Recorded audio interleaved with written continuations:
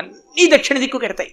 ఎందుకు ఎడతాయంటే పాపపుణ్యాలు చేసి అక్కడికి వెళ్ళి భూమిలో కలిసిపోయి మళ్ళీ ఎక్కడో దీపం కింద పుడతాడు. పుట్టి కొంతకాలం ఉండి మళ్ళీ అలా దక్షిణ దిక్కుకు వెళ్ళిపోతాడు.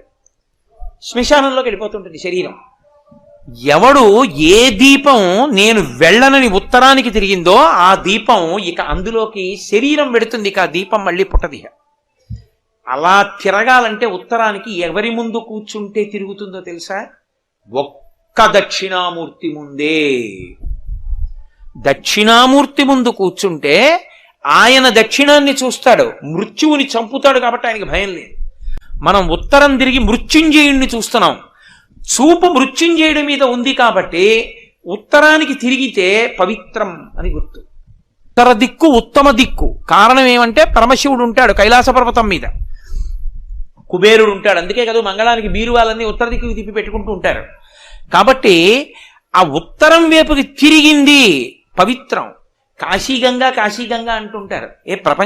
భారతదేశంలో గంగ ఎన్ని చోట్ల లేదండి? హరిద్వార్లో గంగే, కాశీలో గంగే, ఎన్నో చోట్ల గంగ ఉంది. అన్ని చోట్ల గంగ కన్నా కాశీ గంగండి కాశీ గంగండి అంటారు. కాశీ గంగ అని ఎందుకు వచ్చింది? ఒక్కటే కారణం, పైన పుట్టినటువంటి గంగ దక్షిణం వైపుకి ప్రవాహం మొదలుపెట్టింది.